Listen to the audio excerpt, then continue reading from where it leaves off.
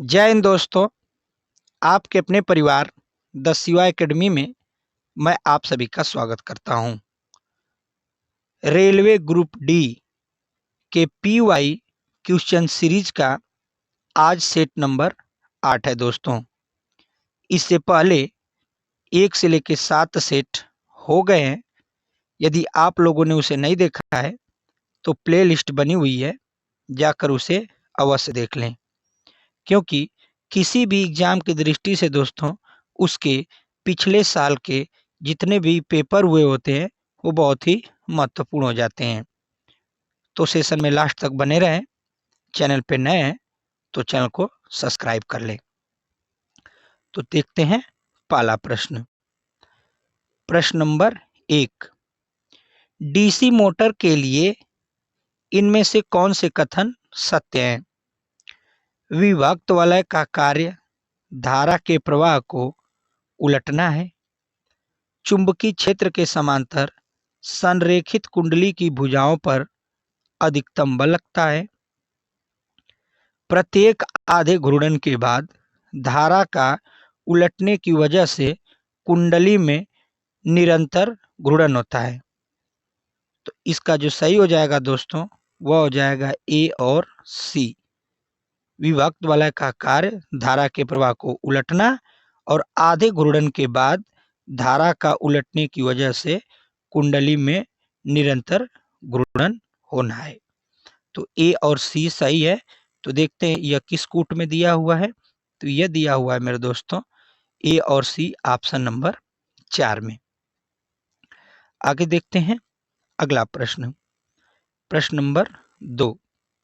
प्रश्न नंबर 2 है, स्लाइडेन और स्वान द्वारा दिया गया कोशिका सिद्धांत निम्न में से किन जीवों पर लागू नहीं होता है? कवक पर, जंतुओं पर, विषाणुओं पर, शैवालों पर। तो स्लाइडेन और स्वान का जो कोशिका सिद्धांत है मेरे दोस्तों वह विषाणुओं पर लागू नहीं होता है, वह लागू नहीं होता है, इसलिए सी इसका सही होगा। तो किस पर लागू होता है? कवक, जंतुओं और शैवालों पर इसका नियम लागू होता है। आगे देख लेते हैं अगला प्रश्न। किस भारतीय राष्ट्रवादी की जयंती को प्रतिवर्ष पराक्रम दिवस के रूप में मनाया जाता है? नेताजी सुभाष चंद्र बोस, भगत सिंह, लाला लाजपत राय, रानी लक्ष्मी बाई। तो पराक्रम दिवस जो मनाया जाता है मेरे दोस्तों नेताजी सुभाष चंद्र बोस जी के जन्मदिन के दिन 23 जनवरी को इनका जन्म हुआ था। उसी के उपलक्ष्य में पराक्रम दिवस मनाया जाता है। आगे देख लेते हैं प्रश्न नंबर 4।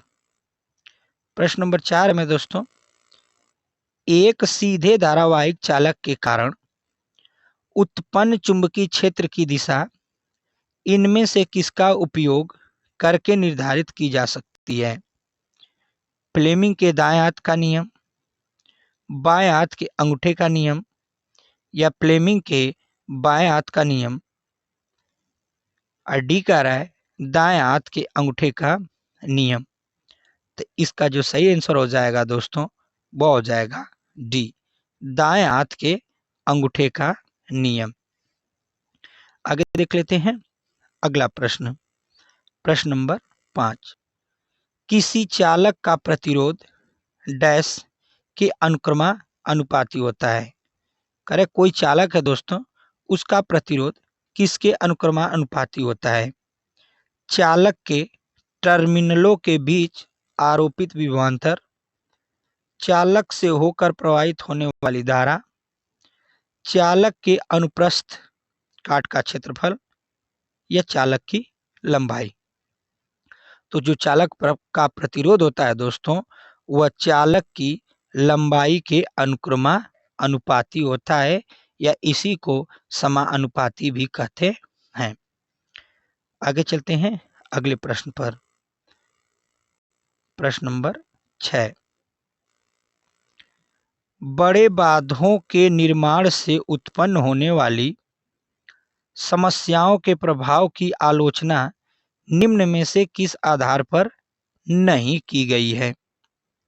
आर्थिक, पर्यावरण, मनोवैज्ञानिक, सामाजिक। तब बड़े बांधों के निर्माण से जो समस्याएं होती है दोस्तों, उस पे किस पर आलोचना नहीं की गई है? तो वो नहीं की गई है दोस्तों मनोवैज्ञानिक पर। सी इसका करेक्ट आंसर हो जाएगा। आगे देख लेते हैं अगला प्रश्न। प्रश्न नंबर 7। भारतीय संविधान के किस भाग में पंचायती राज का वर्णन किया गया है? भाग 7, भाग 9, भाग 8 या भाग 6? तो पंचायती राज का जो वर्णन है मेरे दोस्तों, वह किया गया है भाग 9 में। याद रखिएगा, भाग 9 में। और इसका पंचायती जो दिवस है मेरे दोस्तों, पंचायती दिवस मनाया जाता है 24 अप्रैल को। 24 अप्रैल को पंचायत दिवस मनाया जाता है। और यह सबसे पहले 2 अक्टूबर 1959 में राजस्थान के नागौर जिले में किया गया था। उसके बाद तत्कालिक 11 अक्टूबर 1959 को आंध्र प्रदेश में किया गया था। अगला प्रश्न देखते हैं, प्रश्न नंबर 8। 5 डायोप्टर क्षमता वाले एक उत्तल लेंस को -3 डायोप्टर क्षमता वाले एक अवतल लेंस के साथ जोड़कर रखा गया है। इस संयोजन की फोकस दूरी कितनी होगी? तो इसकी जो फोकस दूरी होगी मेरे दोस्तों, वह होगी 0.5 सेंटीमीटर। सी बिल्कुल सही जवाब हो जाएगा। यदि निकालना होगा तो इसका पहले क्षमता निकाल लेंगे दोस्तों, P। और P निकालने के बाद हम F बराबर 1/P से क्या कर देंगे, भाग दे देंगे। तो हमारा मिलाकर आ जाएगा आंसर 0.5 सेंटीमीटर। अगला प्रश्न, प्रश्न नंबर 9। प्रोपीन यौगिक की समजाति श्रेणी का अगला चौथा सदस्य कौन सा होगा? तो इसका जो अगला सदस्य होगा दोस्तों, C7H14। C7H14 इसका चौथा सदस्य होता है दोस्तों, क्योंकि यह एक असंतृप्त कार्बनिक यौगिक है। याद रखिएगा इसे। आगे देखते हैं अगला प्रश्न। पादप कोशिका मौजूद डैश की मात्रा संचालन को सुगम बनाने के लिए कोशिका की संरचना में परिवर्तन कर देती है। पादप कोशिका मौजूद किसकी मात्रा में संचालन को सुगम बनाने के लिए कोशिका संरचना में परिवर्तन कर देती है? जल, विद्युत रसायन, हार्मोन, प्रोटीन। तो इसका जो सही आंसर हो जाएगा मेरे दोस्तों, वह हो जाएगा ए, जल होगा इसका सही आंसर। अगला प्रश्न देख लेते हैं, प्रश्न नंबर 11। किसी दिए गए गोली दर्पण की वक्रता त्रिज्या -20 सेंटीमीटर है। दर्पण की फोकस दूरी कितनी हो जाएगी? तो दर्पण की फोकस दूरी कितनी होगी दोस्तों? तो इसमें निकाल देंगे F बराबर R/2। तो वक्रता त्रिज्या दे रखी है, वक्रता त्रिज्या का मान -20 है और इसको 2 से भाग दे देंगे तो माइनस कितना आ जाएगा, 10 सेंटीमीटर। तो यह किस ऑप्शन में दे रखा है? यह दे रखा है ऑप्शन नंबर डी में, -10 सेंटीमीटर। अगला प्रश्न, प्रश्न नंबर 12। अपर्दन के माध्यम से पृथ्वी की सतह की उच्चावच विभिन्नताओं के अपक्षय होने की घटना को क्या कहा जाता है? तल संतुलन, पिंड विस्फोट, अंकुरण। तो इसे जो कहा जाता है मेरे दोस्तों, कहा जाता है तल संतुलन। याद रखिएगा, इसे तल संतुलन कहा जाता है। आगे देखते हैं अगला प्रश्न, सिंधु दर्शन उत्सव भारत के किस भाग में मनाया जाता है? जाट नहीं है दोस्तों, जाता है, टाइपिंग एरर है, मनाया जाता है। उत्तर प्रदेश, पंजाब, लद्दाख, सिक्किम। तो सिंधु दर्शन उत्सव भारत के लद्दाख लद्दाख भाग में मनाया जाता है। और यह कब मनाया जाता है दोस्तों? जून में पूर्णिमा के दिन, जून महीने की पूर्णिमा के दिन मनाया जाता है। और इस उत्सव की शुरुआत 1997 में हुई थी। आस्थान लद्दाख, तो आप लोग जान ही गए, सिंधु दर्शन उत्सव। अगला प्रश्न, प्रश्न नंबर 14। प्रश्न नंबर 14 है दोस्तों, कूट का प्रयोग करना है। अब चारों ऑप्शन भी दिख रहा है और अपना प्रश्न भी दिख रहा है। निम्नलिखित में से कौन से उपकरण विद्युत धारा के तापी प्रभाव पर आधारित है? ताप दीप्त लैंप, इलेक्ट्रिक गीजर, विद्युत जनरेटर। तो इसमें कह रहा है क्या केवल एक ए सही है, ए और बी दोनों सही है, या केवल बी, या केवल ए और सी? तो इसका जो सही आंसर हो जाएगा मेरे दोस्तों वह होगा ए और बी। तो यह किस ऑप्शन में है? यह ऑप्शन सेकंड में है। तो इसका कौन सा ऑप्शन सही हो जाएगा? Second option. सेकंड ऑप्शन क्या हो जाएगा मेरे दोस्तों? इसका सही हो जाएगा ए और बी दोनों, ध्यान रखेंगे इसे। अगला प्रश्न, प्रश्न नंबर 15। एक त्रिभुजाकार कांच के प्रिज्म के माध्यम से अपवर्तित होने वाली प्रकाश किरण के लिए विचलन कोण डैश के बीच का कोण होता है। तो इसका जो कोण होता है मेरे दोस्तों, आपतित किरण और निर्गत किरण के बीच का कोण होता है। याद रखिएगा, डी बिल्कुल करेक्ट आंसर है इसका। आगे देखते हैं अगला प्रश्न, प्रश्न नंबर 16। कुछ खाद्य पदार्थों को जल्दी से पकाने के लिए हम किसका उपयोग कर सकते हैं? Baking soda, sodium chloride, ammonium chloride, या ब्लीचिंग पाउडर? तो इसका जो सही आंसर हो जाएगा मेरे दोस्तों वह हो जाएगा बेकिंग सोडा। बेकिंग सोडा का प्रयोग करते हैं तो कोई भी खाने वाली पदार्थ जो होती है दोस्तों उसको जल्दी से पकाया जा सकता है। और इसका उपयोग केक, कुकीज बनाने तथा उसे फुलाने के लिए प्रयोग में लाया जाता है। और इसमें औषधीय गुण भी पाया जाता है।